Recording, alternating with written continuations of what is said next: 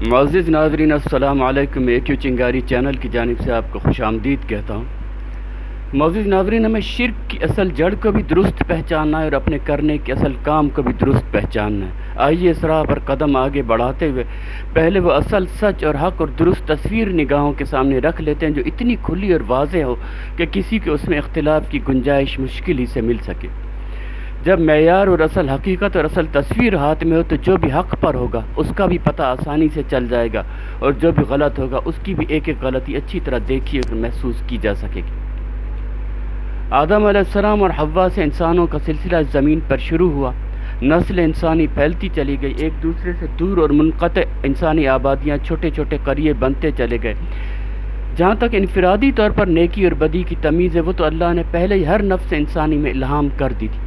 وَنَفْسٍ وَمَا سَوَّاهَا فَأَلْهَمَهَا فُجُورَهَا وَتَقْوَاهَا۔ لیکن ہمارا اصل امتحان صرف انفرادی اور شخصی نہیں، بلکہ اسلام صرف شخصی مذہب بھی نہیں بلکہ صحیح معنوں میں دین ہے۔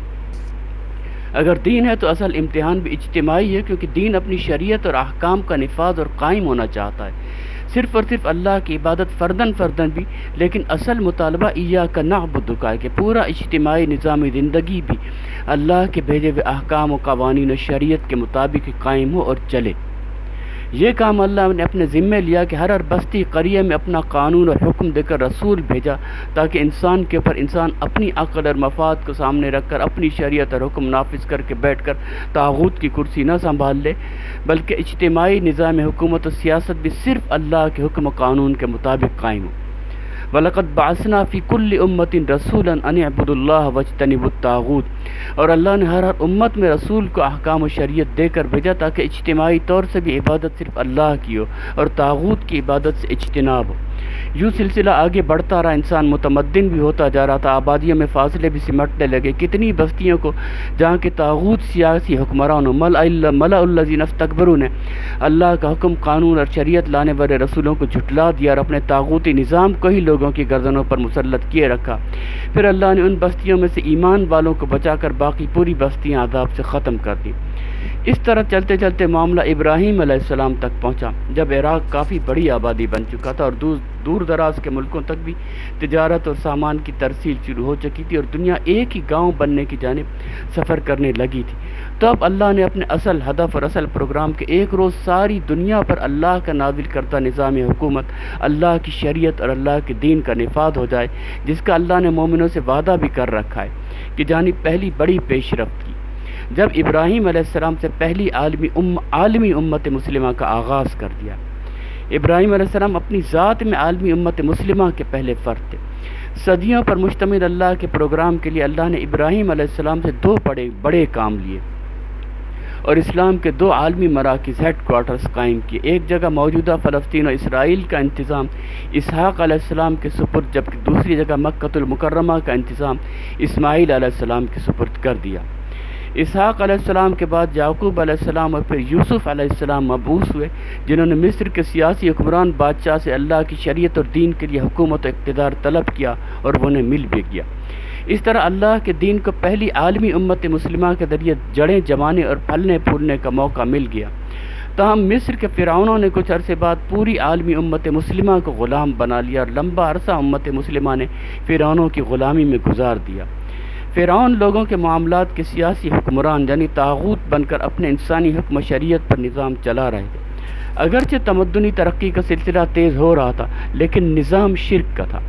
شرک کا نظام اس وقت سے لے کر آج تک جب بھی قائم ہو تو یہ سخت ظلم کا نظام ہوتا ہے۔ سچ کہا اللہ نے کہ ان الشرک لظلم عظیم۔ کوئی بھی مخلوق اللہ پر نہ تو ذرہ برابر ظلم کر سکتی ہے، نہ اللہ کو نفع یا نقصان پہنچا سکتی ہے۔ اللہ یقیناً مالک یوم الدین ہے، لیکن وہ بدلہ اپنی ذات کے لیے نہیں لے گا، بلکہ انسانوں میں ظالموں اور مظلوموں کو بدلہ اور مکمل انصاف دیا جائے گا۔ انسانوں کے مابین سب سے بڑا ظلم شرک کا قائم اجتماعی نظام حکومت کرتا ہے، جہاں کے باشندوں کی بڑی اکثریت ظلم کی چکی میں پستی رہتی ہے۔ جب اللہ کا دین قائم ہوتا ہے تو اس کے دو ستون ہوتے ہیں، ایک اقامت صلاۃ اور دوسرا ایتاء زکوٰۃ۔ پہلا ستون معاشرتی ناانصافی اور طبقاتی امتیاز کی جڑ کاٹ دیتا ہے۔ وی آئی پی کے ساتھ ہی غریب سبزی فروش کھڑا ہوتا ہے، اس کے ساتھ فیکٹری کا مالک کھڑا ہوتا ہے تو اس کے ساتھ قدم ملا کر غریب قصائی کھڑا ہوتا ہے، سب اللہ اکبر کہتے ہوئے سجدے میں گرتے ہیں اور اپنی ناک اکٹھے زمین پر رگڑتے ہیں کہ اللہ اکبر، بڑا صرف اللہ ہے، ہم سب مساوی انسان۔ اقامت صلاۃ کے ستون کے بعد ایک غریب سے غریب اور کمزور شخص بھی بڑے وزیر یا بااثر شخص پر مقدمہ کر سکتا ہے۔ حکومت کا نظام سب کو تحفظ کی چھتری مہیا کرتا ہے۔ اس طرح معاشرتی سطح پر ہونے والے بہت بڑے ظلم کا وہ سلسلہ ہی ختم ہو کر رہ جاتا ہے کہ جس کے لیے بدلے کے دن کروڑوں لوگ جہنم رسید ہونے پر مجبور دکھائی دے رہے ہیں۔ اسی طرح ایتاء زکوٰۃ کا نظام ملک میں ایک بھی محتاج، مفلوک الحال، مسکین، بھوکا نہیں چھوڑتا، ممکن ہی نہیں رہتا۔ عمر بن عبدالعزیز کے دور میں سارا اناج غریبوں میں بانٹ دینے کے بعد بھی بہت سارا بچ گیا تو آپ نے کہا تھا اس اناج کو پہاڑوں پر ان جگہوں پر بکھیر دو جہاں پرندے بھوک سے مرتے ہیں، اور آج تک ترکی میں سنت کو زندہ رکھا گیا جیسا کہ آپ دیکھ سکتے ہیں۔ ان الشرک لظلم عظیم کے نظام میں، یعنی انسان کے اوپر انسان کے حکم و شریعت کے نظام میں، انسان پر اللہ کے بجائے انسان کی حکومت ہوتی ہے، اور کروڑوں لوگ ظلم، ناانصافی، غربت، افلاس کی چکی میں پس کر ہی رہ جاتے ہیں۔ یہ لازمی نتیجہ ہے، صدیوں پہلے بھی اور آج بھی کروڑوں لوگوں پر ہونے والے اس ظلم و شرک کے نظام کو قائم کرنے اور رکھنے والے تو طاغوت سیاسی حکمران ہوتے ہیں، لیکن اس ظلم میں وہ سارے حصہ دار ہوتے ہیں، برابر کے مجرم اور شریک ہوتے ہیں جو اس نظام کے خلاف جہاد اور بغاوت اور لا الہ نہیں کرتے، یکفر بالطاغوت نہیں کرتے۔ آج بھی دنیا کے کسی بھی ماہر معاشیات سے حساب لگوا کر دیکھ لیجئے، اگر ساری دنیا کے صرف اوپر کے 10,000 لوگ اپنی اپنی دولت کا صرف 40واں حصہ ایک عالمی نظام کے سپرد کرتے ہیں جو اس حاصل شدہ دولت سے غربت و افلاس کو ختم کرنے کے مشن پر لگ جائے تو ساری دنیا سے محتاجی، تنگ دستی، بھوک کا نام و نشان مٹ جائے۔ پاکستان کے صرف زرداری، نواز، عمران اور ایسے ہی 5,000 بڑے بڑے مگرمچھ اگر اپنی آدھی دولت ایتاء زکوٰۃ کے نظام کو دے دیں اور مال درست تقسیم ہونے لگ جائے تو ایک سال میں پاکستان سے غربت و افلاس کا نام و نشان مٹ جائے، جبکہ آدھی دولت دینے والوں کے پاس جو آدھی دولت بچ رہ جائے وہ بھی ان کی نسلوں کے لیے کافی رہے۔ عمران، فضل الرحمان، نواز، زرداری وغیرہ کا دسترخوان اور ہوتا ہے، جبکہ جھونپڑیوں میں بغیر بجلی کے دسترخوان کچھ اور ہوتا ہے۔ بس یہ جو روزانہ 20 عورتیں غربت سے تنگ آ کر خودکشی پر مجبور ہوتی ہیں، نہروں میں چھلانگ لگاتی ہیں، کتنے ہی غریب اپنے بچوں کو گود میں اٹھائے اٹھائے اسپتال میں پھرتے ہیں لیکن غربت کی وجہ سے بچے کی لاش واپس لے کر جا رہے تھے، کتنے گردے بیچنے پر مجبور ہوتے ہیں۔ یہ ایتاء زکوٰۃ کا ستون نہ ہونے کی وجہ سے ہو رہا ہے۔ یہ ہے اصل شرک، اور اصل شرک کا اصل ظلم جو بدلے کے دن کروڑوں لوگوں کو جہنم کا مستحق بنا رہا ہوگا۔ شرک کی جڑ اور موٹا تنا سب یہاں موجود ہے۔ ایاک نعبد کے اصل مطالبے جہاد اور قتال کو پس پش ڈال کر انسانی ظلم اور شرک کے نظام کو بے چون و چرا قبول کر لینے کا نتیجہ ہے۔ اللہ نے عہد الست کے وقت کوئی 10 باتیں نہیں پوچھی تھی، ایک ہی سوال کیا تھا کہ کیا تمہارا رب میں نہیں ہوں، یعنی عبادت کے لائق صرف اور صرف میں نہیں ہوں۔ پس فرعون انا ربکم الاعلیٰ کا نعرہ لگاتا ہے تو تمہیں اس کو طاغوت سمجھ کر اس کا انکار کرنا ہوگا، ایاک نعبد کے راستے پر چلنا ہوگا، اس کے انا ربک الاعلیٰ کو لات مار کر رکوع میں کہنا ہوگا کہ سبحان ربی العظیم، اور سجدے میں کہنا ہوگا کہ ہم سر کٹا دیں گے لیکن تیری ربوبیت پر سمجھوتا نہیں کریں گے، سبحان ربی الاعلیٰ، ہمارا سب سے اعلیٰ رب تو ہی ہے، انا ربک الاعلیٰ کہنے والا نہیں ہے۔ ہمارا مشترک کلمہ ہی یہی ہے کہ لا الہ الا اللہ، عبادت کے لائق صرف اللہ ہے، کوئی سیاسی حکمران، مولوی، پیر کوئی نہیں ہے۔ ہماری تخلیق کا واحد مقصد بھی یہی قرآن میں بتلا دیا گیا ہے کہ تمہیں سوائے اس ایک مقصد کے کسی اور مقصد کے لیے پیدا نہیں کیا گیا ہے کہ تم رب صرف مجھے مان کر عبادت صرف اور صرف میری کرو۔ اجتماعی طور سے بھی صرف اور صرف اللہ کی عبادت کرنی ہے، ایاک نعبد کو عملی طور سے سچ ثابت کرنا ہی کرنا ہے تو یہ کوئی آسان کام نہیں ہے۔ یہ شہادت گئے الفت میں قدم رکھنا ہے۔ لوگ آسان سمجھتے ہیں مسلمان ہونا، پھر آپ کو مر جانا ہے یا مار دینا ہے، لیکن جنت کے عوض بیچی ہوئی جان اور مال کے بدلے وہ کام کرنے کی عملی کوشش کرنی ہی کرنی ہے جس کے ذریعے اللہ کی ربوبیت و حاکمیت پر مبنی نظام قائم ہو، جو اقامت صلاۃ اور ایتاء زکوٰۃ کے ستونوں پر قائم ہوتا ہے۔ اللہ کو ساری غرض اسی لیے اقامت صلاۃ اور ایتاء زکوٰۃ کے نظام کے قیام سے، یہیں سب سے بڑا فرض، سب سے بڑا عقیدہ، سب سے بڑا ظلم، سب سے بڑی محرومی، سب سے بڑی سرکشی سب یہیں موجود ہے۔ اگر اصل شرک غیر اللہ کی عبادت ہے، غیر اللہ کی اطاعت ہے، تو یہ صرف عقیدے کی غلطی نہیں بلکہ دراصل عمل کی غلطی ہے۔ عبادت اور اطاعت عمل ہے، عقیدہ نہیں ہے۔ یہ ہجرت کا مطالبہ ہے، جہاد کا مطالبہ ہے، قتال کا مطالبہ ہے، نہ تو تبلیغی جماعت کی طرح ٹھنڈی ٹھنڈی 6 فٹا مسلمان بنانے کی دعوت ہے، نہ ہی ڈاکٹر عثمانی صاحب کے گروپ کی طرح ایسی بے ضرر عقیدہ سدھاری کی دعوت ہے جس سے غیر اللہ کی عبادت کرے کراتے طاغوتوں کو صدیوں تک کسی جہاد و قتال کا کوئی خطرہ ہی نہ ہو۔ طاغوت فرعون کی طرف پھر اللہ نے موسیٰ کو یہی کہہ کر بھیجا کہ اذهب الى فرعون انه طغى۔ فرعون کوئی عقیدے خراب کرنے والا مولوی نہیں تھا، بلکہ جس طرح ابراہیم علیہ السلام کا وفد تھا، جس نمرود سیاسی حکمران سے پیش آیا تھا، فرعون بھی خود کو اللہ کے حکم سے آزاد اپنی مرضی کا حکم مسلط کرنے والا حکمران یعنی رب سمجھتا تھا، نعرہ لگاتا تھا کہ انا ربکم الاعلی، میں تمہارا سب سے بڑا رب ہوں۔ موسیٰ علیہ السلام کافی امتحان و آزمائش کے بعد عالمی امت مسلمہ کو فرعون کے شکنجے سے نکال لائے اور عالمی امت مسلمہ کو اپنی ریاست قائم کرنے کا موقع ملا۔ پہلا عالمی آئین اور دستور انسانیت تورات کی شکل میں موسیٰ علیہ السلام کو عطا ہوا، جس میں عالمی امت مسلمہ کو صاف تنبیہ کی گئی کہ دیکھو اب یہ نہ ہو کہ بعضنا بعضا اربابا من دون اللہ، تمہارے ہی جیسے بعض انسان اپنے حکم و قانون و شریعت مسلط کر کے تمہارے رب بن جائے، بلکہ اجتماعی طور سے نظام صرف اور صرف اللہ کی عبادت ایاک نعبد پر چلنا چاہیے۔ تمہیں تورات کو قائم کرنا ہوگا۔ لستم علی شیء حتی تقیموا التورات، تمہارے لیے کچھ بھی نہیں جب تک تم تورات کو قائم نہیں کرتے۔ تقیم التورات کے لیے وہی 2 بنیادی ستون تھے، اقامت صلاۃ اور ایتاء زکوٰۃ۔ وما امروا الا لیعبدوا اللہ مخلصین لہ الدین حنفاء ویقیموا الصلاۃ ویؤتوا الزکوٰۃ وذلک دین القیمہ۔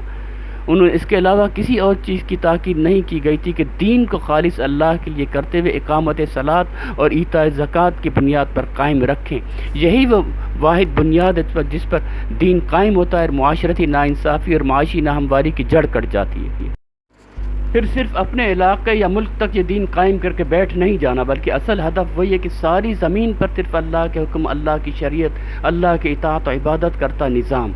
اللہ نے تورات میں عالمی امت مسلمہ سے باقاعدہ ایک کانٹریکٹ سائن کیا کہ دیکھو جنت تمہاری ہے، لیکن تمہاری جان اور مال میں نے جنت کے بدلے تم سے خرید لیے۔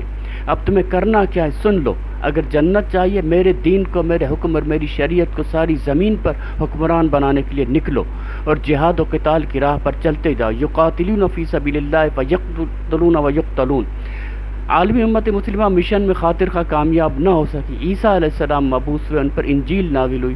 اس انجیل میں بھی یہ 2 بنیادی باتیں پھر سے دہرائی گئیں کہ اولاً لا یتخذ بعضنا بعضا اربابا من دون اللہ، اپنے جیسے انسانوں کی ربوبیت کو، سیاسی حکمرانی کو کسی حالت میں تسلیم نہیں کرنا۔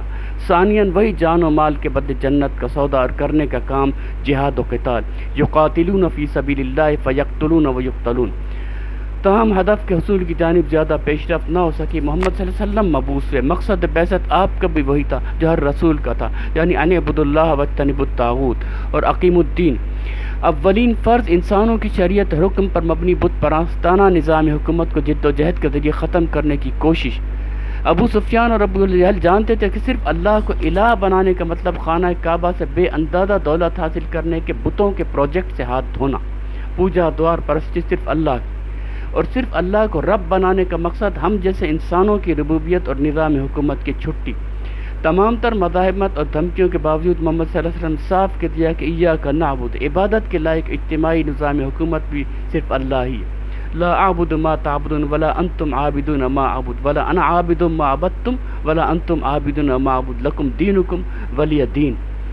محمد صلی اللہ علیہ وسلم کو اسی طاغوت کی ایجنٹ بادشاہی کی پیشکش کی گئی کہ یہی بت پرستانہ نظام چلانے کے لیے تم اپنی دعوت سے باز آ جاؤ، سربراہ مملکت بن جاؤ، جو مانگو گے مل جائے گا، تم بادشاہ ہوگے۔ جیسا کہ آج کل پاکستان کے جرنیلوں، زرداری، نواز وغیرہ کو عالمی طاغوت امریکہ پیشکش کرتا چلا آیا ہے اور وہ قبول بھی کرتے چلے آ رہے ہیں۔ تبلیغی جماعت والے بھی اور ڈاکٹر عثمانی والے گروہ کے بھی کئی لوگ یہ کہتے پھرتے ہیں کہ بادشاہی کی پیشکش تو محمد صلی اللہ علیہ وسلم کو بھی تھی، لیکن انہوں نے پہلے 6 فٹ کے سدھار تبلیغی جماعت کے مطابق اور عقیدوں کے سدھار ڈاکٹر عثمانی صاحب کے گروہ کے مطابق راہ اپنائے رکھی۔ اپنی عقل سے سوچئے کہ ابو جہل اور ابو سفیان محمد صلی اللہ علیہ وسلم کو کعبے سے بت اٹھا کر پھینک دینے کی آزادی دیتی بادشاہی کی پیشکش کر رہے ہوں گے، اور اگر ایسی آزاد پیشکش کی جاتی تو کیا محمد صلی اللہ علیہ وسلم اس پیشکش کو ٹھکرا سکتے تھے؟ وہی محمد صلی اللہ علیہ وسلم جب قتال کے کامیاب معرکے کے بعد فتح مکہ کے بعد وہیں پہنچے تھے تو کیا انہوں نے کعبے سے بت اٹھا کر پھینک نہیں دیے تھے؟ تو عقیدہ سدھاری کے مشن کی تکمیل ہوئی کب اور کس طرح ہوئی؟ کیا صرف ٹھنڈی ٹھنڈی عقیدہ سدھاری کی دعوت سے اس مشن کی تکمیل صدیوں تک بھی ہو سکتی تھی؟ ہجرت حبشہ، طائف کے بازار، پھر بالآخر ہجرت مدینہ کے ذریعے اللہ نے عالمی امت مسلمہ کو پھر سے قدم جمانے کا موقع دے دیا، اور یقاتلون فی سبیل اللہ فیقتلون ویقتلون پر عمل کرتے فتح و نصرت آئی اور کعبے سے بت نکال کر پھینکے گئے۔ بت پرستانہ اور انسانی ربوبیت پر مبنی نظام کے خاتمے کی یہی واحد صورت ہے کہ سیاسی اقتدار ہاتھ میں آئے، تبھی اللہ کا حکم اور شریعت قائم اور نافذ ہو سکتی ہے۔ جبھی تو اللہ نے جو یقاتلون فی سبیل اللہ فیقتلون ویقتلون کا آفاقی معاہدہ، جنت کے عوض جان و مال کا معاہدہ تورات اور انجیل میں کیا تھا، اسی کی تجدید قرآن میں بھی کر دی، اور یہ بھی بتلا دیا کہ شاید اب تحریف شدہ تورات اور انجیل میں تمہیں یہ معاہدہ نہ ملے، لیکن میں نے سچا عہد تورات اور انجیل میں بھی عالمی امت مسلمہ سے کیا تھا، وعدن علی حقا فی التورات والانجیل والقرآن، جس سے ثابت ہو جاتا ہے کہ یہ معاہدہ کوئی جز وقتی معاہدہ نہیں، بلکہ ہر دور میں اور قیامت تک امت مسلمہ سے اللہ کا آفاقی معاہدہ ہے۔ آج کی امت مسلمہ سے بھی یہی وعدہ بن کر رہتا ہے۔ اس معاہدے کی روح سے کرنے کا کام ہی فیقتلون ویقتلون بنتا ہے، اور اللہ کے رسول نے صاف کہہ دیا تھا کہ میری امت کا ایک گروہ قیامت تک قتال کرتا رہے گا، قتال جاری ہے، جاری رہے گا، اور انشاءاللہ مہدی و عیسیٰ کے ہاتھوں حتمی فتح و نصرت کے بعد اللہ کا دین ساری زمین پر قائم، غالب اور نافذ ہو کر رہے گا۔ بڑی حد تک تو گروہوں کو پرکھنے کی کسوٹی یہی سامنے آ چکی ہے۔ تبلیغی جماعت ہو یا ڈاکٹر عثمانی کا گروہ، ان کی توحید اور شرک کی جڑ کے تصور کا تعلق کی جہاد اور قتال سے اس وقت تک بن ہی نہیں سکتا جب تک پہلا مرحلہ یعنی تبلیغی جماعت کے مطابق 6 فٹ اسلام کا ہدف اور ڈاکٹر عثمانی صاحب کے گروہ کے نبی عقیدہ سدھاری کے مشن پر لگے جب اللہ اتنا راضی ہو جائے گا کہ شاید اب خود بخود امریکہ اور اسرائیل اقتدار آپ کے ہاتھوں میں دے دیں گے۔ اگر صرف اللہ کی عبادت تک کاربند رہنے کے لیے تمہیں وہاں کے انسانوں کی مشرکانہ ربوبیت سے بچنے کا اور کوئی راستہ نہ دکھائی دے رہا ہو تو اللہ کی زمین وسیع ہے، وہ علاقہ چھوڑ جاؤ تاکہ عبادت صرف اور صرف اللہ کی ہو۔ انسانی ربوبیت والے علاقے میں بے ضرر جینا اسی شرک کے نظام کی اطاعت کرنا ہے۔ قل یا عبادی الذین آمنوا ان ارضی واسعہ فایای فاعبدون، کہہ دو کہ اے میرے بندو میری زمین وسیع ہے، بس تم ہجرت کر جاؤ، اس جگہ سے نکل جاؤ، لیکن عبادت صرف اور صرف میری ہی کرو، ایایا فاعبدون، اس پر کوئی سمجھوتا نہیں ہے۔ اصحاب کہف نے یہی کیا تھا، لیکن شاید ہمارے وقت زمین کی جو صورتحال ہے اب ہجرت کا آپشن موجود نہیں، اب صرف جہاد و قتال کا ہی واحد آپشن ہے۔ عالمی شیطانی طاغوت بہت طاقتور ہو چکا ہے۔ اسی طرح اہل کتاب کو جو بنیادی دعوت خود ان کی کتابوں کا حوالہ دے کر دی گئی وہ بھی یہی تھی کہ یا اہل الکتاب تعالوا الی کلمۃ سواء بیننا وبینکم الا نعبد الا اللہ ولا نشرک به شیئا ولا یتخذ بعضنا بعضا اربابا من دون اللہ، ہم اجتماعی طور سے بھی صرف اللہ ہی کی عبادت کریں اور اللہ کے سوا کسی کے حکم و قانون کو شریک نہ کریں، اور ایسا نہ ہو کہ ہمارے ہی جیسے انسان رب بن کر ہمارے اوپر اپنا انسانی مشرکانہ و ظلم کا نظام قائم کر دیں۔ نبی صلی اللہ علیہ وسلم کے بعد مسلمانوں کے لشکر قتال کے لیے نکلتے رہے اور ہر جگہ انسانی حکم پر مبنی شرک کے نظام کو چلانے والے سیاسی حکمران طاغوتوں سے مطالبہ کرتے رہے کہ اللہ کی زمین پر اللہ کا نظام حکم ہی چلے گا جو قرآن کی شکل میں ہمارے پاس ہے۔ یہاں تک کہ عمر فاروق رضی اللہ عنہ 27 لاکھ مربع میل کے حکمران تھے۔ پھر اگرچہ عالمی امت مسلمہ کی حکومت کا معیار زوال پذیر ہوتا چلا گیا، لیکن اللہ نے آگے کے جو سنگی میل بیان کر دیے تھے جو پورے ہو کر ہی رہنے ہیں۔ میری امت کا ایک گروہ حق کی خاطر قیامت تک قتال کرتا رہے گا، پھر خراسان سے کالے اماموں کا ذکر اور سب سے بڑھ کر غزوہ ہند کا ذکر، پھر دجال کا ظہور اور مہدی و عیسیٰ وغیرہ کے دور کے قتال کے معرکے جو کہ اب کافی نزدیک محسوس کیے جا سکتے ہیں۔ جیسا کہ ہم نے کہا تھا کہ ایک تاریخی پس منظر زمینی حقیقت اور اصل سچ کی تصویر ہاتھ میں پکڑ لیتے ہیں تاکہ وہ تصویر خود بتا دے کہ شرک کی اصل جڑ انسان کے اوپر انسان کی ربوبیت ہے، جس سے بچنے کا راستہ سورہ توبہ میں بیان کردہ آفاقی معاہدہ جہاد و قتال۔ ظاہر شرک کی وہی اصل جڑ ہو سکتی ہے جس پر اللہ پکے مشرک ہونے کا فتویٰ لگا رہا ہو۔ اللہ کا واضح فرمان ہے کہ وَإِنْ أَطَعْتُمُوهُمْ إِنَّكُمْ لَمُشْرِكُونَ، اگر تم نے اللہ کو چھوڑ کر اپنے جیسے انسانوں کی اطاعت کی تو پھر تو تم پکے مشرک ہو۔ واضح رہے کہ جس غلطی کی پاداش میں اللہ پکا مشرک قرار دے رہا ہے وہ کوئی عقیدے کی غلطی نہیں ہے، بلکہ اطاعت لغیر اللہ کے عمل کی غلطی، اپنے جیسے زندہ انسانوں کے حکم کی اطاعت۔ اور شرک سے خود کو بچانا ہے تو لازمی عملی فرض ادا کرنا ہوگا، مجتمع ہو کر طاغوت کے دین کے خلاف وہ جد و جہد کرنا ہوگی جو جہاد واقعی جہاد کا حق ادا کرنے والا جہاد ہو، وجاہدوا فی اللہ حق کا جہادی۔ ام حسبتم ان تدخلوا الجنۃ ولما یعلم اللہ الذین جاہدوا منکم، کیا تم نے یہ سمجھ رکھا ہے کہ یوں آسانی سے تمہیں جنت کا داخلہ مل جائے گا، حالانکہ اللہ نے ابھی یہ دیکھا ہی نہیں کہ تم میں سے کون جہاد کرنے والے ہیں۔ آل عمران 142۔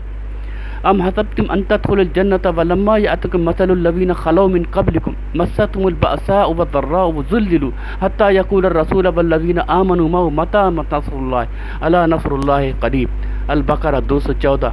پھر کیا تم لوگوں نے یہ سمجھ رکھا ہے کہ یوں آسانی سے تمہیں جنت کا داخلہ مل جائے گا، حالانکہ ابھی تم پر وہ سب کچھ نہیں گزرا ہے جو تم سے پہلے ایمان لانے والوں پر گزر چکا ہے۔ ان پر سختیاں گزری، مصیبتیں آئیں، ہلا مارے گئے، حتیٰ کہ وقت کا رسول اور اس کے ساتھی اہل ایمان چیخ اٹھے کہ اللہ کی مدد کب آئے گی، اس وقت انہیں تسلی دی گئی کہ ہاں اللہ کی مدد قریب ہے۔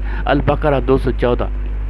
اے نبی صلی اللہ علیہ وسلم کہہ دیجئے، اگر تمہارے باپ اور تمہارے بیٹے اور تمہارے بھائی اور تمہاری بیویاں اور تمہارے عزیز و اقارب اور تمہارے وہ مال جو تم نے کمائے اور تمہارے وہ کاروبار جن کے ماند پڑ جانے کا تم کو خوف ہے اور تمہارے وہ گھر جو تم کو پسند ہے، تم کو اللہ اور اس کے رسول کی راہ میں جہاد سے عزیز تر ہیں، تو انتظار کرو یہاں تک کہ اللہ اپنا فیصلہ تمہارے سامنے لے آئے، اور اللہ فاسق لوگوں کی رہنمائی نہیں کیا کرتا۔ سورہ توبہ آیت 24۔ بس اصل حقیقت یہ ہے کہ ڈاکٹر عثمانی صاحب کے نزدیک خالص ایمان کی کسوٹی شرک سے پاک عقیدوں کا نام ہو، لیکن اللہ کے نزدیک سچے ایمان کی کسوٹی ہی جہاد کا عمل ہے، جو ثابت کر کے رکھ دیتا ہے کہ آپ کا ایمان خالص ہے، جھوٹا۔ آپ عبادت لغیر اللہ اور اطاعت لغیر اللہ کے بنیادی مقصد سے زندگی پر عمل کر رہے ہیں یا نہیں، صرف ٹھنڈی ٹھنڈی زبانی جمع خرچ ہو رہی ہے۔ دماغ میں سارے عقیدے صاف شفاف کر کے اپنے ایمان کو شرک کی آلودگی سے مکمل صاف ایمان والا سمجھ لینے کے بعد آپ کے سب سے اولین عملی فرض جہاد، جو شرک اور ظلم کے نظام کی اطاعت کرتے ہوئے جینے پر آپ کو مجبور کیے رکھے، اس عملی شرک سے کوئی سروکار ہی نہیں۔ بات سمجھنے کو بہت آسان ہے۔ انسانی ربوبیت و سیاسی حاکمیت کے نظام میں اس نظام کے خلاف جد و جہد کیے بغیر جینا، اس نظام کی اطاعت کرنا ہے، یہ ایاک نعبد کا انکار ہے۔ یہی بات ڈاکٹر اسرار احمد صاحب بھی کہتے ہیں۔ دیکھیے، میں اپنے مطالعہ قرآن اور فہم قرآن اور تدبر قرآن اس سب کا خلاصہ آپ کو بتا رہا ہوں۔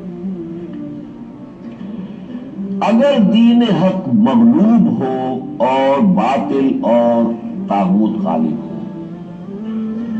اولین فرض عین اس طاغوت کو ختم کر کے اس کے غلبے کو توڑ کر اللہ کے دین کو غالب کرنے کی جد و جہد کرنا، اصل اور پہلا اور فرض عین۔ نماز سے بھی پہلے یہ فرض ہے۔ نماز کی صداقت اس پر ہوگی، اگر یہ کر رہے ہیں کہ نماز صحیح ہے، یہ نہیں کر رہے تو نماز جھوٹی ہے۔ باطل کو آپ نے گوارا کر رکھا ہے، ریکنسائل کر رکھا ہے، نماز پڑھ رہے ایاک نعبد و ایاک نستعین، جھوٹ بول رہے ہیں۔ ہاں، باطل کو آپ نے تسلیم نہیں کیا ہے، باطل کے خلاف آپ کی جدوجہد جاری ہے، تب آپ کہیں ایاک نعبد و ایاک نستعین تو سچ بول رہے ہیں۔ عفا اللہ عنک لما اذنت لهم حتى يتبين لك الذين صدقوا وتعلم الكاذبين لا يستأذنك الذين يؤمنون بالله واليوم الآخر أن يجاهد بأموالهم وأنفسهم والله عليم بالمتقين إنما يستأذنك الذين لا يؤمنون بالله واليوم الآخر۔ اے نبی، اللہ تمہیں معاف کرے، تم نے انہیں جہاد سے بعد رہنے کی رخصت کیوں دے دی؟ تمہیں چاہیے تھا کہ رخصت نہ دیتے تاکہ تم پر کھل جاتا کہ اپنے ایمان میں سچے اور خالص کون لوگ ہیں، اور جھوٹے اور ناقص ایمان والوں کو بھی تم پہچان لیتے۔ جو لوگ اللہ اور روز آخر پر ایمان رکھتے ہیں وہ کبھی تم سے درخواست نہیں کریں گے کہ انہیں اپنی جان و مال کے ساتھ جہاد کرنے سے معاف رکھا جائے۔ اللہ متقیوں کو خوب جانتا ہے۔ جہاد سے بعد رہنے کی درخواستیں تو صرف وہی لوگ کر سکتے ہیں جو اللہ اور روز آخر پر ایمان نہیں رکھتے۔ سورہ توبہ آیات 43، 44، 45۔ ایک مشہور حدیث بھی ہے کہ جس نے ہاتھ سے جہاد کیا وہ مومن ہے، جس نے زبان سے جہاد کیا وہ مومن ہے، جس نے دل سے جہاد کیا وہ مومن ہے، اور اس کے بعد رائی کے دانے کے برابر بھی ایمان ہی نہیں ہے۔ کیا ثابت ہو کر نہیں رہ جاتا کہ سچے اور خالص ایمان کا سارا انحصار جہاد کے عمل پر ہے؟ بس اب ہم آسانی سے دیکھ سکتے ہیں کہ کون کون سے گروہ ایسے ہیں جو اس تصویر کے مطابق شرک کی اصل جڑ کو بھی پہچان چکے ہیں، اور شرک سے بچنے کا جو راستہ اور سب سے بڑا فرض جہاد و قتال، فیقتلون و یقتلون، اللہ نے بیان کر دیا، اس راستے پر بھی چلنے کی کوشش کرتے چلے آ رہے ہیں۔ اور کون کون سے گروہ ایسے ہیں جو شرک کی جڑ ہی کو سمجھنے میں دھوکہ کھا چکے ہیں۔ اللہ کی قسم اگر کل سے ہند کا غزوہ شروع ہو جائے تو جماعت اسلامی جو ہر قتال و جہاد کی ریڑھ کی ہڈی چلی آ رہی ہے وہ اس میں پیش ہوگی۔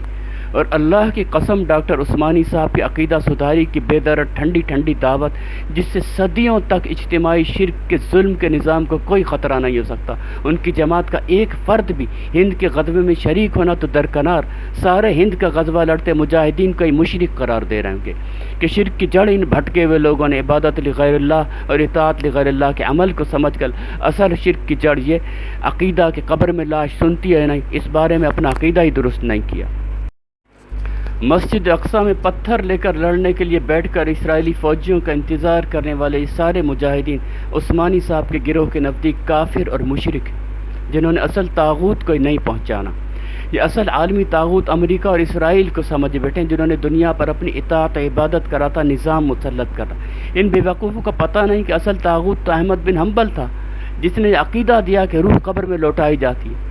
کاش ان پتھر لے کر انتظار کرنے والے مشرکوں کو پتہ ہوتا کہ اصل امت مسلمہ اور اصل ایمان خالص والوں کا گروہ تو پاکستان میں موجود چلا رہا، جو ایک ڈاکٹر اٹھا تھا، اس نے عقیدوں کا پوسٹ مارٹم کرتے ہوئے اصل اور سچے عقیدے اور شرک کی اصل جڑ یعنی سماع موتا اور حیات النبی کے عقیدے کی اصلاح کر کے دنیا کے سامنے پیش کیا تھا۔ تلخ حقیقت یہ ہے کہ ارب پتی طارق جمیل، ارب پتی طاہر القادری کینیڈین، ارب پتی الیاس قادری، ارب پتی فضل الرحمان سب عالمی دجالی نظام سے فائدے بٹورنے والے مناسق مذہبی بہروپی ہیں، جنہیں اصل مسئلے اللہ کے مغلوب دین، ساقط شریعت اور مشرکانہ طاغوتی نظام کے تسلط سے کوئی سروکار نہیں، بلکہ اصل دجال اقوام متحدہ، UNO جو برما، کشمیر، فلسطین میں مسلمانوں کے زندہ جلائے جانے اور بموں سے تہس نہس کرنے پر ایک لفظ بھی نہیں کہتی، ہاں رد عمل کے طور پر مسلمان مجاہدین کو شروع سے دہشت گرد قرار دیتی چلی آئی ہے۔ فضل الرحمان صاحب کہتے ہیں کہ اب اسلحے اور جہاد کا دور ختم، کیونکہ UNO اور تمام دنیا نے فیصلہ کر دیا ہے کہ بجائے اسلحے کے عوام کی خواہش کے مطابق ہر ملک اپنی جغرافیائی حدود میں نظام چلانے میں آزاد ہے، جو کہ دراصل اصل شرک انسانی حکم کو تسلیم کرنے کا اعلان ہے، یا ایھا الناس اعبدوا ربکم کا انکار ہے۔ کسی امریکہ، کسی برطانیہ، کسی ملک کو یہ حاصل نہیں کہ وہ اللہ کی زمین پر اللہ کے بندوں پر اللہ کی نازل کردہ شریعت سے ہٹ کر کوئی بھی دین و شریعت قائم اور نافذ کر سکے۔ گویا اللہ کا اولین فرض جہاد اب UNO نے ختم کر دیا۔ اللہ کے رسول صلی اللہ علیہ وسلم نے ارشاد فرمایا تھا کہ میری امت کا گروہ قیامت تک قتال کرتا رہے گا۔ کیا ہند کا غزوہ نہیں ہوگا؟ اگر ہوگا تو کیا جہاد کا عدم ختم قرار دیا جا سکتا ہے؟ سارا قرآن قدم قدم پر حکم دیتا ہے کہ وجاہدوا فی سبیل اللہ حق جہادی، لیکن فضل الرحمان صاحب کہتے ہیں کہ UNO نے جہاد ختم کر دیا۔ کیا تمام دنیا اور UNO مل کر اللہ کے کسی بھی فرض اور حکم کو کالعدم قرار دینے کا حق رکھتے ہیں؟ جہاں اچھی طرح سمجھ میں آ سکتا ہے کہ علماء کو اپنا رب بنا لینا کیا ہوتا ہے۔ قرآن کے عین خلاف بات فضل الرحمان کہتا ہے اور لاکھیں اندھے معتقد اس کی بات کو تسلیم کرتے اور اسی کے مطابق عمل کی راہ کا انتخاب کرتے ہیں، جہاد کا انکار کر دیتے ہیں۔ یہ ہے فضل الرحمان کو رب بنا کر فضل الرحمان کی عبادت کرنا، اور یہ ہمارا فتویٰ نہیں ہے بلکہ قرآن اور محمد صلی اللہ علیہ وسلم کا صاف اور صریح فتویٰ ہے۔ حق اور سچ بات کہنے والے اللہ کے بندے ہر دور میں موجود ہیں۔ معزز ناظرین، مخلوق میں جب تک خالق کا نظام نہیں چلایا جائے گا دنیا میں امن نہیں ہوگا۔ قرآن کا سب سے بڑا حق یہ ہے کہ اس کے نظام کو نافذ اور غالب کیا جائے۔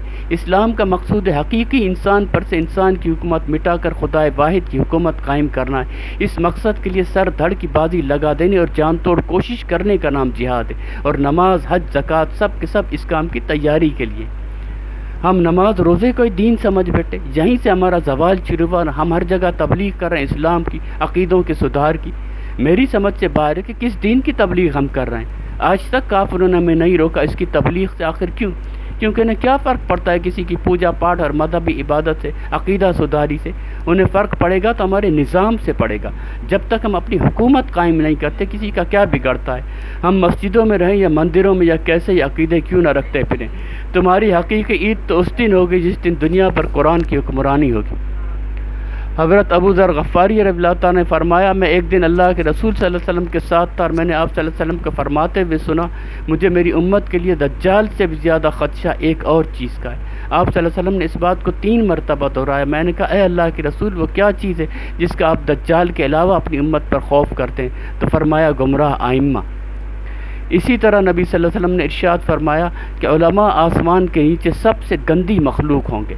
جلد ہی لوگوں پر ایسا زمانہ آئے گا کہ اسلام کا صرف نام باقی رہ جائے گا اور قرآن صرف رسم کے طور پر استعمال ہوگا۔ ان کی مساجد بظاہر آباد ہوں گی مگر ہدایت کے اعتبار سے ان کی مساجد خراب ہوں گی، اور ان مساجد کے علماء آسمان کے نیچے بدترین مخلوق ہوں گے۔ انہی سے فتنے نکلیں گے اور انہی میں واپس لوٹائے جائیں گے۔ آپ صلی اللہ علیہ وسلم نے فرمایا تھا کہ جب تک آسمان سے بارش جاری رہے گی یہ جہاد تر و تازہ اور میٹھا رہے گا، اور لوگوں پر ایک ایسا زمانہ آئے گا کہ اس وقت کے قاری اور پڑھے لکھے لوگ کہیں گے کہ یہ زمانہ جہاد کا نہیں، بس جو شخص اس زمانے کو پالے تو وہی جہاد کا بہترین زمانہ ہوگا۔ صحابہ رضی اللہ تعالیٰ نے عرض کیا، یا رسول اللہ، کیا کوئی شخص اس طرح کی بات کہ جہاد کی اب ضرورت نہیں بات کر بھی سکتا ہے؟ حضور اکرم صلی اللہ علیہ وسلم نے فرمایا، ہاں، یہ بات وہ شخص کرے گا جس پر اللہ اور فرشتوں اور انسانوں کی لعنت ہوگی۔ جب تک محمد صلی اللہ علیہ وسلم موجود تھے ایک معمور من اللہ شخصیت موجود تھی جس کا انکار اسلام کا انکار تھا، لیکن ابو بکر رضی اللہ عنہ جب خلیفہ بنے تو آپ نے صاف کہہ دیا کہ مجھے وحی سے رہنمائی نہیں مل سکتی، میری جو بات بھی تم قرآن و سنت کے خلاف دیکھو گے اس پر مجھے متنبہ کرنا۔ عمر رضی اللہ تعالیٰ نے بھی آزمانے کے لیے لوگوں سے پوچھا تھا کہ میں بطور خلیفہ اگر تم کو خلاف قرآن و سنت کسی کام کا حکم دو تو تم کیا کرو گے؟ تو آپ کے ساتھی صحابہ نے تلوار نکال لی اور کہا کہ عمر تمہیں اس سے سیدھا کر دیں گے، جس پر عمر فاروق رضی اللہ عنہ نے بہت خوش ہوئے اور کہا پھر تو تم بہت ہی کام کے لوگ۔ مودودی صاحب بھی اس حقیقت سے اچھی طرح آگاہ تھے کہ امت مسلمہ انتشار کی حالت میں ہے، لیکن عالمی امت مسلمہ کا اللہ نے معاہدے کے روح سے جنت کے بدلے فیقتلون و یقتلون کا راستہ طے کر دیا جو ہند کے غزوے سے گزرے گا، جس کا آخری انجام ساری دنیا پر اللہ کے حکم و قانون کی حکمرانی ہوگا۔ ہمیں اس راستے پر چلنے والوں کا جس حد تک ممکن ہو ساتھی بن کر چلنا ہوگا۔ نبی کریم صلی اللہ علیہ وسلم بھی ارشاد فرما چکے تھے کہ میری امت کا ایک گروہ حق کی خاطر آخر تک قتال کرتا رہے گا۔ مودودی صاحب نے کہہ دیا تھا کہ ہماری جماعت صرف اسی راستے یعنی اقامت دین کے لیے بنی اور چل رہی۔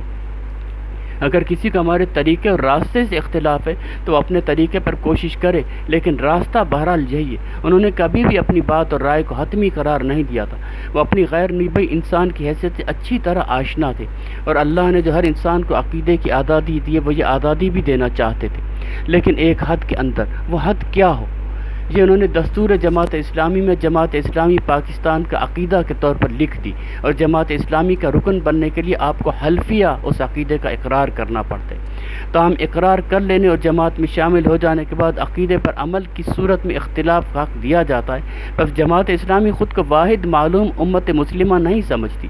مودودی صاحب نے کہہ دیا تھا کہ میری بات سے اتفاق ضروری نہیں، میں غیر نبی ہوں، یہ قافلہ تو اقامت دین کے لیے بنا ہے۔ ہماری شورا زمینی حقیقت کے مطابق مشورے سے قدم آگے بڑھاتی جائے گی۔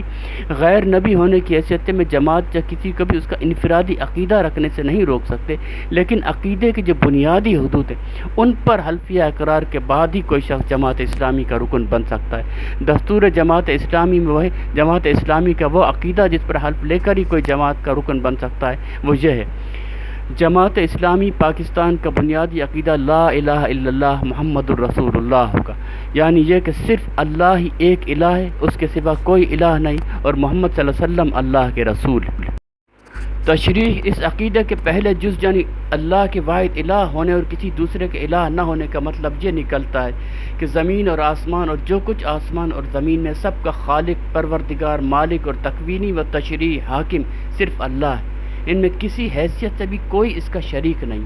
اس حقیقت کو جاننے اور تسلیم کرنے سے لازم آتا ہے کہ انسان اللہ کے سوا کسی کو ولی، کارساز، حاجت روا، مشکل کشا، فریاد رس، حامی و ناصر نہ سمجھے، کیونکہ کسی دوسرے کے پاس کوئی اقتدار ہی نہیں ہے۔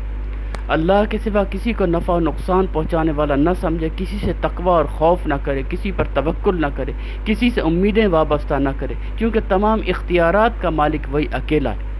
اللہ کے سوا کسی سے دعا نہ مانگے، کسی کی پناہ نہ ڈھونڈے، کسی کو مدد کے لیے نہ پکارے، کسی کو خدائی انتظامات میں ایسا دخیل اور زور آور بھی نہ سمجھے کہ اس کی سفارش قضاء الہی کو ٹال سکتی ہو، کیونکہ اللہ کی سلطنت میں سب بے اختیار رعیت ہیں، خواہ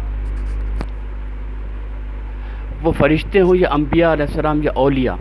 اللہ کے سوا کسی کے آگے سر نہ جھکائے، کسی کی پرستش نہ کرے، کسی کو نظر نہ دے، اور کسی کے ساتھ وہ معاملہ نہ کرے جو مشرکین اپنے معبودوں کے ساتھ کرتے رہیں، کیونکہ تنہا ایک اللہ عبادت کا مستحق۔ اللہ کے سوا کسی کو بادشاہ، مالک ملک اور مقتدر اعلیٰ تسلیم نہ کرے، کسی کو باختیار خود حکم دینے اور منع کرنے کا مجاز نہ سمجھے، کسی کو مستقل بذات شارع اور قانون ساز نہ مانے، اور ان تمام اطاعتوں کو قبول کرنے سے انکار کر دے جو اللہ کی اطاعت کے تحت اور اس کے قانون کی پابندی میں نہ ہو، کیونکہ اپنے ملک کا ایک ہی جائز مالک اور اپنی خلق کا ایک ہی جائز حاکم اللہ ہے، اس کے سوا کسی کو مالکیت اور حاکمیت کا حق نہیں پہنچتا۔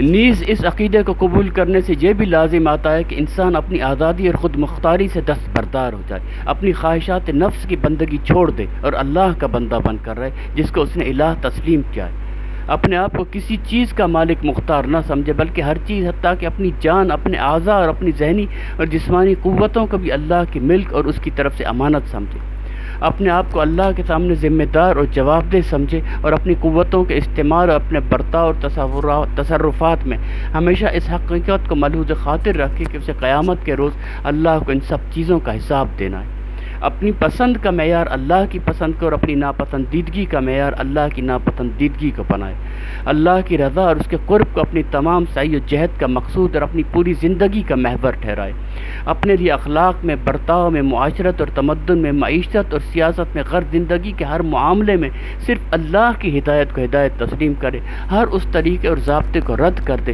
جو اللہ کی شریعت کے خلاف۔ دستور جماعت اسلامی پاکستان۔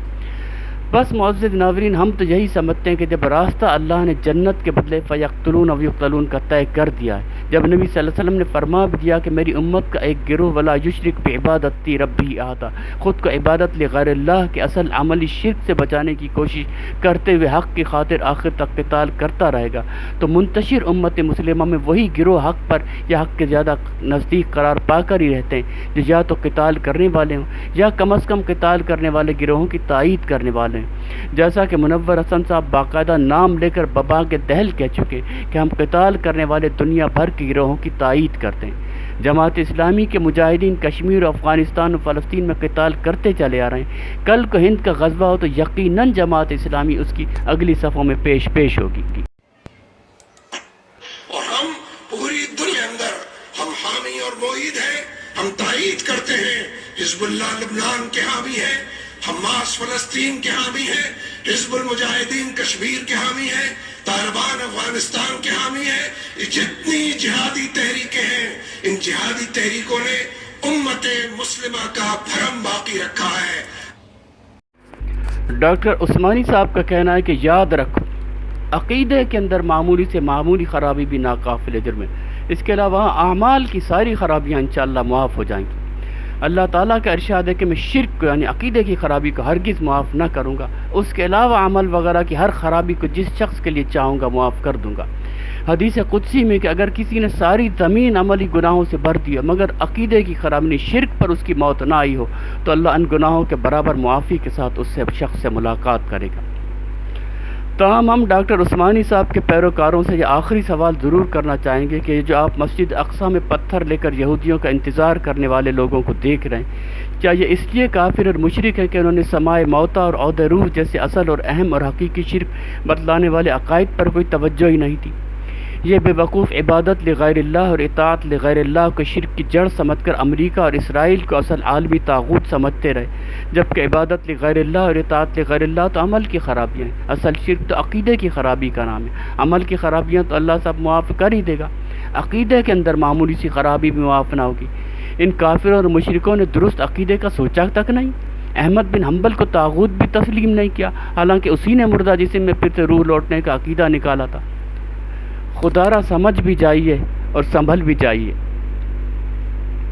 کہ شرک عقیدوں کی خرابی کا نام ہی نہیں، شرک اطاعت لغیر اللہ کے عمل کا نام ہے۔ وَإِنْ أَطَعْتُمُوهُمْ إِنَّكُمْ لَمُشْرِكُونَ، یہ اللہ کا فتویٰ ہے۔ اللہ نے جنت کے بدلے خود کو اجتماعی عملی شرک سے بچانے کی راہ فَيَقْتُلُونَ وَيُقْتَلُونَ کہہ کر تورات، انجیل اور قرآن میں بتلا دی۔ یہ عقیدوں کی راہ نہیں ہے، یہ عمل کی شاہراہ ہے۔ اللہ کہتا ہے لِكُلِّ دَرَجَاتٍ مِّمَّا عُمِلُوا، سارے درجے عمل کے لحاظ سے ملیں گے، وہاں پر ذرہ برابر بھی عمل خیر اور عمل شر دیکھا جائے گا، انہی کا وزن ہوگا، میزان میں اعمال تولے جائیں گے، عقیدے نہیں تولے جائیں گے۔ یا ایھا الذین آمنوا لما تقولون ما لا تفعلون کبر مقتا عند اللہ ان تقولوا ما لا تفعلون ان اللہ یحب الذین یقاتلون فی سبیلہ صفا کانہم بنیان مرصوص۔ اے ایمان خالص کا دعویٰ کرنے والوں، تم وہ بات کہتے کیوں جس پر عمل نہیں کرتے؟ اللہ کے نزدیک یہ سخت ناپسندیدہ حرکت ہے کہ تم وہ بات کہو جس پر عمل نہ کرو۔ اللہ تو ان لوگوں سے ہی محبت کرتا ہے جو اس کی راہ میں سیسا پلائی دیوار کی طرح قتال کرتے ہیں۔ کیا یہ آیت بھی آپ کو یعنی ایمان خالص والوں کو وہی تورات، انجیل اور قرآن میں بیان کردہ فیقتلون ویقتلون کی جنت میں لے جانے والی واحد شاہراہ کا پتہ بتلاتی نہیں محسوس ہو رہی؟ رسول اللہ صلی اللہ علیہ وسلم نے فرمایا، میری امت کا ایک گروہ اللہ کے حکم کے مطابق قتال کرتا رہے گا، دین اسلام کے دشمنوں پر قہر بن کر ٹوٹے گا، کسی کی مخالفت ان کو نقصان نہیں پہنچائے گی، یہاں تک کہ قیامت آ جائے اور وہی راہ پر گامزن ہوگی۔ واضح رہے کہ شاید سوائے آپ کے کوئی بھی احمد بن حنبل کو طاغوت قرار نہیں دیتا، تو ان سب نے تو طاغوت کا انکار ہی نہیں کیا۔ اگر آپ سے صرف اتنا سوال ہی کر لیا جائے تو شاید آپ پریشان ہو جائیں کہ ڈاکٹر عثمانی صاحب کے امت مسلمہ کا علم سنبھالنے سے 5 برس پہلے کیا معلوم امت مسلمہ ناپید ہو چکی تھی؟ اگر ناپید تھی تو اتنے بڑے سنگ میل کا احادیث میں ذکر ملنا تو ضروری نظر آتا ہے کہ صرف شرک رہ جائے گا، پھر ایک بندہ، ایک ڈاکٹر اٹھے گا جو پھر سے اسلام اور توحید کا احیاء کرے گا۔ اگر کوئی معلوم گروہ تھا تو اس کا نام پتہ بتلا سکتے ہیں آپ؟ اللہم ارنا الحق حقا وارزقنا اتباعہ وارنا الباطل باطلا وارزقنا اجتنابہ۔ اے اللہ ہمیں حق کو حق دکھا اور اس پر چلنے کی توفیق عطا فرما، اور باطل کو باطل دکھا اور اس سے بچنے کی توفیق عطا فرما۔ آمین یا رب العالمین۔ وما علینا الا البلاغ المبین۔